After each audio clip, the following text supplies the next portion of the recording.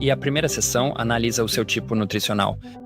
Você pode escanear o código QR e assistir a alguns vídeos onde explico o conceito da ciência.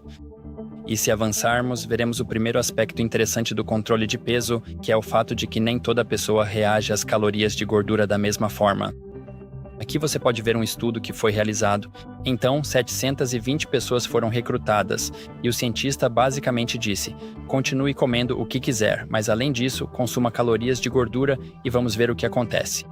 E não vai te surpreender o que aconteceu. Eles ganharam peso, mas nem todos. Algumas pessoas mantiveram o peso mesmo tendo um excedente de calorias de gordura. Portanto, contar calorias tem seu limite. Existe um componente individual e os cientistas descobriram que os genes são responsáveis por isso.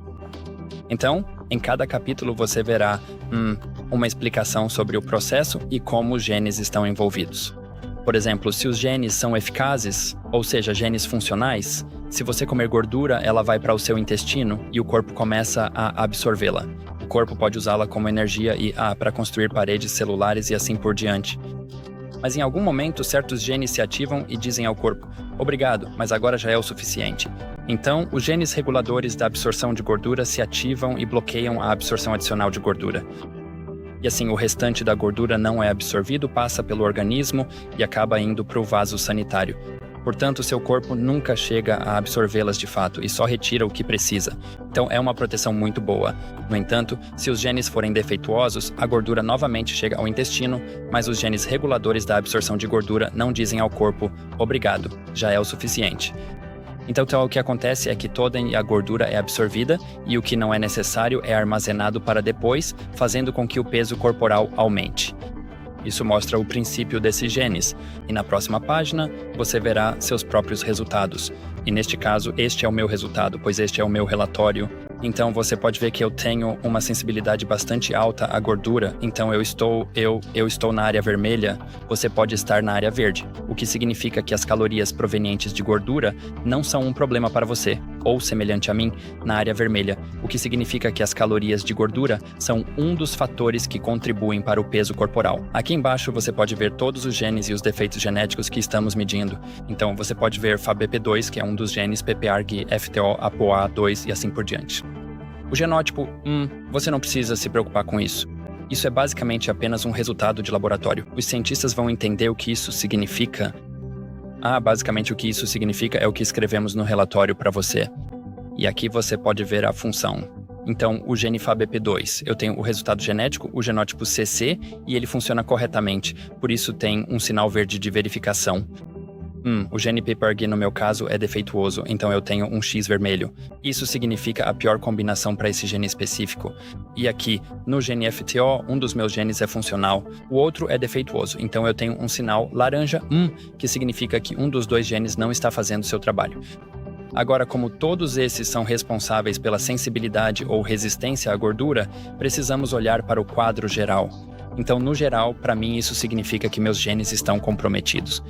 Eles não estão funcionando perfeitamente. Eles não estão completamente defeituosos, mas estão em algum lugar no meio, como você pode ver aqui. Então, o que acontece no meu caso, é que eu preciso reduzir a gordura na minha dieta porque meu corpo absorveria tudo e armazenaria para depois. Então, basicamente, a gordura restante vai para o meu intestino. Ela começa, a ser absorvida. Os genes só bloqueiam parte da absorção porque não estão fazendo o seu trabalho muito bem e, o restante da gordura vai acabar no vaso sanitário. Então, a redução de gordura é um dos aspectos importantes no meu caso.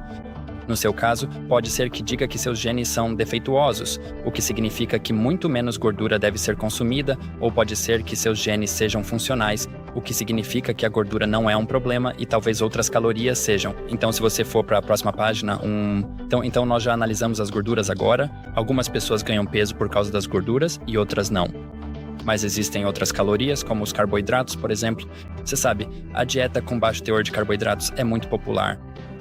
Então, com os carboidratos, as pessoas também reagem de forma diferente. Neste caso, 313 pessoas foram recrutadas e orientadas a comer mais carboidratos para ver o que aconteceria. Novamente, algumas pessoas tinham um defeito genético e ganharam peso, enquanto outras não.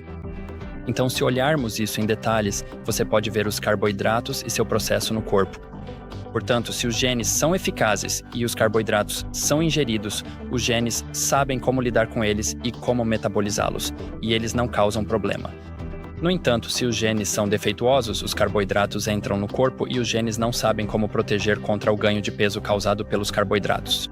Então, o que acontece é que isso acaba sendo armazenado como gordura. Esses são os 2 possíveis tipos genéticos. E na próxima página, novamente, você encontrará os seus próprios resultados. No meu caso, eu tenho sorte porque, como você pode ver, não sou sensível a carboidratos. No seu caso, pode estar no vermelho ou em algum lugar intermediário. Então, o que isso significa? Carboidratos não são um problema para mim, então eu posso comer mais carboidratos. Mas como aprendemos, as gorduras são um problema, então eu reduziria a gordura e aumentaria meus carboidratos, o que muda a minha dieta, mas eu também gosto de carboidratos, então isso não é um grande problema para mim. Então, no meu caso, diz que meus genes são eficazes, então carboidratos não são um problema. Meu corpo sabe o que fazer com eles. Aqui você vê uma visão geral. Então, eu sou moderadamente sensível à gordura. Não sou sensível a carboidratos. E proteína, que é a terceira fonte de calorias, está no meio termo. Então, isso agora nos dá uma orientação de como mudar minha alimentação. Portanto, menos gordura, mais carboidratos e proteína moderada. E aqui você vê minha distribuição específica. Então, eu deveria comer de forma que 20% das minhas calorias venham da gordura, 60% dos carboidratos e 20% da proteína. Se você olhar no seu relatório, verá um equilíbrio diferente. E esse seria o equilíbrio ideal para que suas calorias se ajustem ao seu tipo genético. Agora, esse relatório me permite tanto perder peso quanto manter o peso. Então, para perder peso, esse seria o meu número. Então, nós calculamos com base no meu peso corporal, altura, sexo e assim por diante, que eu deveria consumir 1.466 calorias se eu quiser perder peso, e isso corresponderia a 34 gramas de gordura, 238 gramas de carboidratos e 54 gramas de proteína. Se eu não quiser perder peso, mas sim manter o meu peso, então eu deveria consumir 2.224 calorias, ou seja, significativamente mais. Então, eu posso escolher qual caminho quero seguir. Se eu quiser ganhar peso, esse não é o programa certo para você. Então, basicamente, se você quiser ganhar peso, basta ignorar a parte de controle de peso, porque este é um programa de controle de peso, então ele vai te ajudar a perder peso e não a ganhar peso, infelizmente.